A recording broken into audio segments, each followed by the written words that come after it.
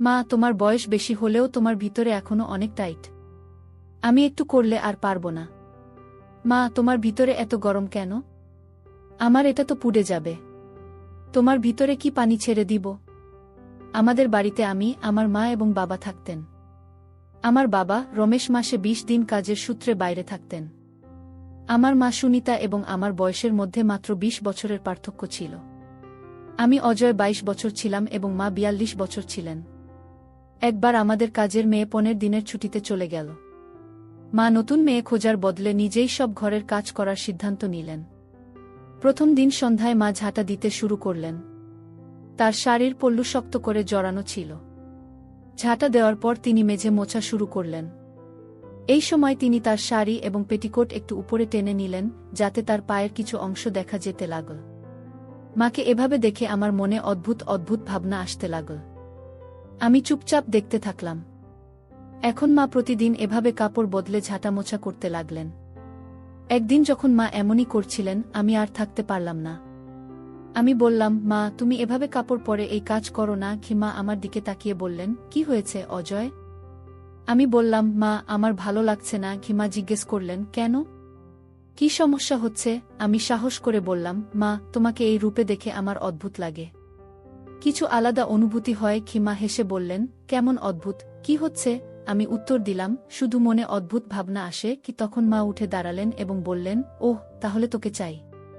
যদি চাই তাহলে বল, আমি দিয়ে দিই গু। আমি অবাক হয়ে তার দিকে তাকিয়ে বললাম, মা, সত্যি? মা হেসে বললেন, কেন না?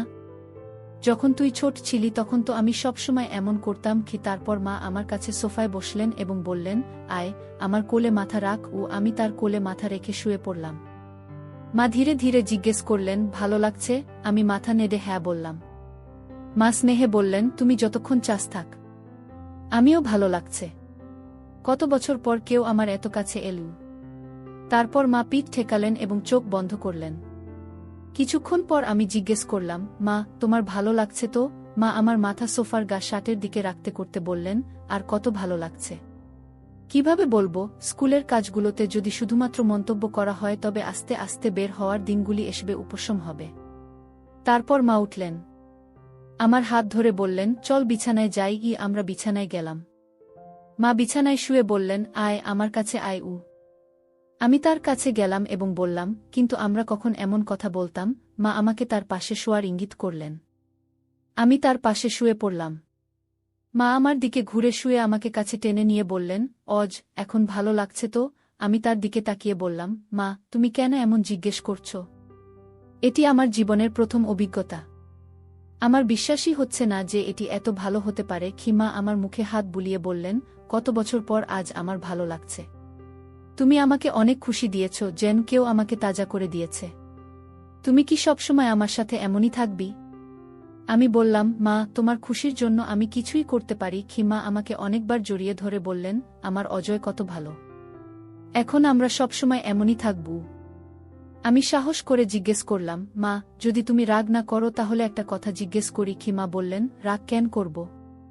জিজ্ঞেস কর, আমার রাজা। আমি বললাম, মা, বাবা কি তোমার সাথে থাকেন না? তোমাদের দুজনের কথা হয় না? মা গভীর শ্বাস নিয়ে বললেন, গত কয়েক বছর ধরে আমাদের খুব কম কথা হয়। 3-4 মাসে কখনো কখনো দেখা হয় এবং যখন দেখা হয় তিনি তাড়াতাড়ি ঘুমিয়ে পড়েন। আমি মায়ের কোলে মুখ লুকিয়ে চুপ হয়ে গেলাম। মা বললেন, তুমি কি শুধু এমনই বলছো? আমি বললাম, না। আমি জানতে চেয়েছিলাম যে তার কি ভালো লাগে। মা আমার সামনে এলেন এবং আমার গালে হালকা চাপড় মেরে বললেন, হ্যাঁ, কার ভালো লাগবে না? তুমি এখনই তো দেখেছ। তারপর মা বললেন, চল পরে আবার করব। এখন অনেক কাজ আছে। আমাকে খাবারও বানাতে হবে। এত বলার পর মা চুপ হয়ে গেলেন। আমি নিঃশব্দে তাকে দেখছিলাম। কিছুক্ষণ পর মা হাতের ইশারায় বললেন, এখন এসো আমার কাছে। আমি তার কাছে গেলাম। মা ড্রেসিং টেবিলের সামনে গিয়ে দাঁড়ালেন। আমি বললাম, মা, হাত পাশে রাখো। মা বললেন, কেন, কি সমস্যা? আমি অবাক হয়ে তাকিয়ে রইলাম। তারপর আমি মাকে আমার দিকে ঘুরালাম। মা আমার হাত ধরে বিছানার কাছে নিয়ে গেলেন। আমি বললাম, মা, এখন সোজা হয়ে দাঁড়াও আর আমার দিকে তাকাও। মা চোখ খুললেন। তার হাত কোমরে রাখলেন আর স্নেহে আমার দিকে তাকালেন। আমি কিছুক্ষণ তাকে দেখলাম। মা লজ্জা পেয়ে বললেন, তোমার বাবাও আমাকে কখনো এমন করে দেখেননি। কিন্তু তুমি এখন দেখে নিয়েছ। তারপর মা বললেন, এখন শুয়ে পড়ো। কিছুক্ষণ পর মা বললেন, আরদের করা মাঝে মাঝে জোরে ধরে রেখেছিল আমার অনুভূতি। আমি তক্ষুনি ক্ষমা চাইলাম। মা স্নেহে বললেন, কিছু না, রাগ হলে এমনই হয়। তারপর মা বললেন, এখন আমি ক্লান্ত হয়ে পড়েছি, আমাকে ঘুমোতে দাও। আমি জিজ্ঞেস করলাম, মা, আজ আমি এখানেই তোমার পাশে ঘুমোতে পারি? বাবা আসলে আর সুযোগ পাব না গি। মা হেসে বললেন, আরে এতে জিজ্ঞেস করার কি দরকার, এখানেই শুয়ে পড়ো, আমিও ভালো লাগবে। আর যখন বাবা আসবেন, যদি তোমার ইচ্ছা হয়, তবে কোনো অজুহাত করে অন্য ফ্ল্যাটে চলে যাব, আমি সব সামলাব। আমি আবার জিজ্ঞাসা করলাম, তাহলে আমি কি এভাবেই শুয়ে পড়ব?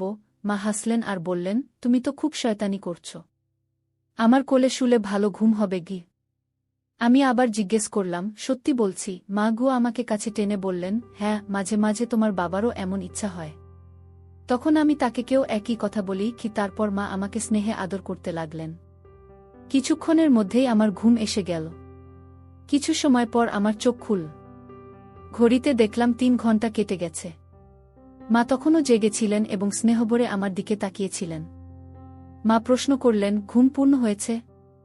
আমি বললাম, না, কিন্তু আপনি এখনও জেগে আছেন কি? মা আমার গালে হাত বুলিয়ে বললেন, আমার ঘুম আসেনি, শুধু তোমাকে দেখছিলাম গু। মা বললেন, চল আবার থাপড়ি দিয়ে ঘুম পাড়াই। আমি হেসে বললাম, ভালো, দেখো না মা গু। তিনি হাসলেন আর বললেন, এখন খুশি তো? আমি তার কোলে মাথা রেখে বললাম, খুশি, এত খুশি যে বলতে পারব না গু। মা আমার চুলে হাত বুলিয়ে বললেন, আজ আমিও খুব খুশি হয়েছি। আমি জিজ্ঞেস করলাম, মা, তুমি বাবাকে নারাজ তো না? মা স্নেহে বললেন, মাঝে মাঝে এমন হয় কি। আমি তক্ষুনি বললাম, কিন্তু এটা শীঘ্রই ঠিক হয়ে যাবে গু। মা মজা করে রেগে বললেন, আরে তোমার সবসময় এত তাড়া কেন? আমি জিদ ধরে বললাম, না, আজই শুধু আরও 15 মিনিট। মা কোনো উত্তর দিলেন না। তিনি ধীরে ধীরে আমার মাথা তার কোলে থেকে সরিয়ে নিলেন আর আমার পাশে শুয়ে চোখ বন্ধ করলেন।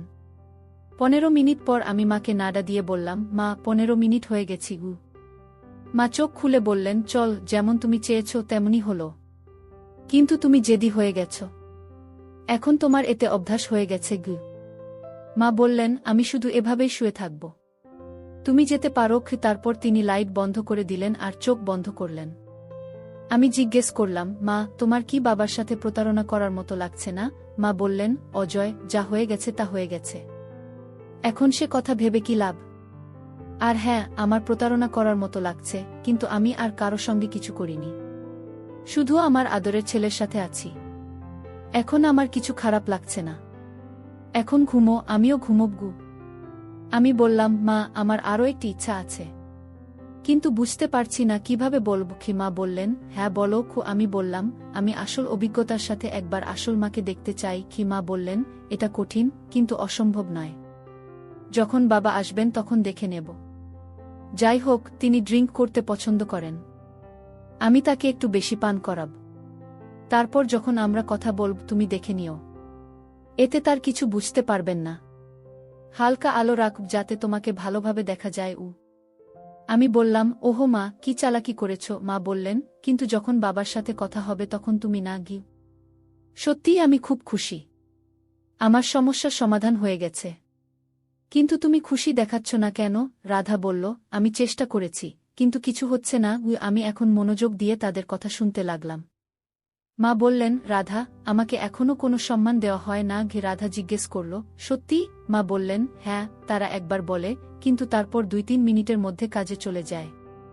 আমার খুব রাগ হয়, ভেতরে জ্বালা করে। আমি বারবার ভালোবেসে মানানোর চেষ্টা করি, কিন্তু কোনো লাভ হয় গে। রাধা জিজ্ঞেস করল, কিন্তু সুনিতা, তোমার কোনো সমাধান তো মিলেছে? তুমি কি কোনো বন্ধুর সঙ্গে কথা বলেছ? মা বললেন, দেখো রাধা, মোবাইল তো তোমার বাড়িতেই আছে, তুমি তোমার ছেলে বিকিকে ডাকো না কেন? সে ভালো এবং তরুণ ছেলে, সে অবশ্যই তোমাকে সাহায্য করবে গি।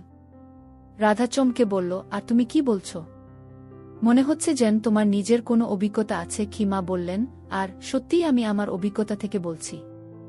আমার মনে আছে 90 দিন আগে আমি অজয়কে কিছু কাজ শিখিয়েছিলাম। সে প্রথমে একটু সংকোচ বোধ করছিল, কিন্তু পরে রাজি হয়ে গেল। শুরুতে আমারও অপরাধবোধ হয়েছিল, কিন্তু আমি ভেবেছিলাম নিজের পথ নিজেকেই তৈরি করতে হবে। এখন গত 10 দিন ধরে আমরা দিনে কমপক্ষে 3 বার দেখা করি গিয়ে। মা আরও বললেন, রাধা, তুমি বিকির সঙ্গে কথা বলো। পরের 10 থেকে 15 মিনিট ধরে মা অনেক মজার কথা বললেন।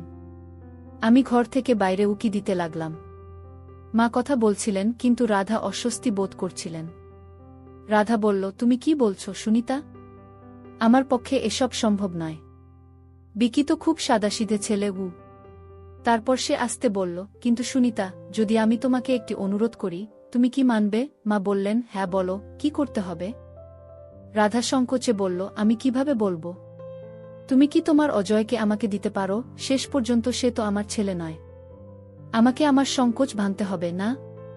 মা চিন্তায় পড়ে গেলেন এবং বললেন, বিকির চিন্তা করো না। প্রথমে আমি অজয়কে জিজ্ঞেস করব। সে না বলবে না। তারও অভ্যাস হয়ে গেছে গি। রাধা বলল, আর শুধু ভাবলেই আমার হৃদয় দ্রুত স্পন্দিত হচ্ছে। এখনই জিজ্ঞেস করব। মা বললেন, আর সে এখনই বাড়িতে আছে কি? তারপর মা আমাকে ডাকলেন। অজয়, আমার জন্য একটি কাজ করবে? আমি তাড়াতাড়ি বাইরে চলে এলাম। আমার হাসি পেল। আমি বললাম, কি কথা মা? মা আমার পরিচয় করিয়ে দিলেন। অজয়, এটা আমার সখী রাধা। সে তোমার মাসি হবে। তার একটি কাজ ছিল। তুমি কি আমার জন্য করবে? আমি হেসে বললাম, মা, আপনার কাজ হয়ে গেছে মনে করুন। আমি প্রস্তুত। আমি আপনার সব কথা শুনেছি। রাধা মাসি লজ্জা পেলেন। মা রাধাকে জিজ্ঞেস করলেন, এখন বলো কখন এবং কোথায়? রাধা আস্তে বলল, আজই চলবে। মা উত্তর দিলেন, এখন নয়। কথায় কথায় আমার ঘুম পাচ্ছে। কিন্তু আজ রাতেই পাঠিয়ে দেবগু।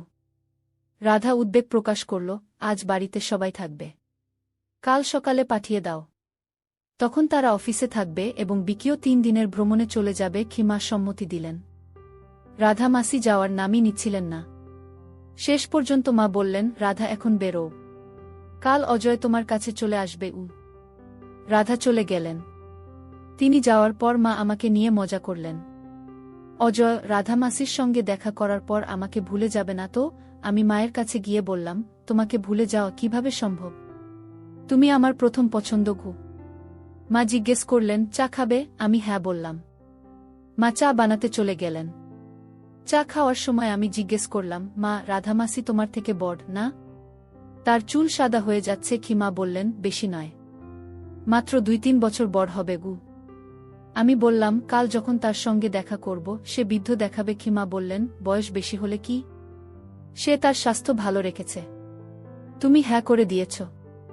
এখন দেখো, যদি পছন্দ না হয় তবে আবার যেও না। আমরা কথা বলছিলাম, এমন সময় মায়ের ফোন বেজে উঠল। রাধার ফোন ছিল। রাধা বললেন, এখনই আসবে কি অজয়? মা স্পিকারে হাত রেখে আমাকে জিজ্ঞেস করলেন। রাধা জিজ্ঞেস করছে, এখনই আসবে? আমরা তো এখনই কথা বললাম। আমি হেসে বললাম, আমার কোনো সমস্যা নেই। কিন্তু চাচা এবং বিকি? রাধা বললেন, চাচা হঠাৎ ভ্রমণে চলে গেছেন এবং বিকি তার বন্ধুর বাড়িতে রয়ে গেছে। আমি বললাম, ঠিক আছে মা, বলে দাও আমি 15 মিনিটে পৌঁছে যাচ্ছি। মা ফোনে বললেন, তার কোনো সমস্যা নেই। আমি তাকে এখনই পাঠাচ্ছি। সে 15 মিনিটে পৌঁছে যাবে। তুমি প্রস্তুত থাকো।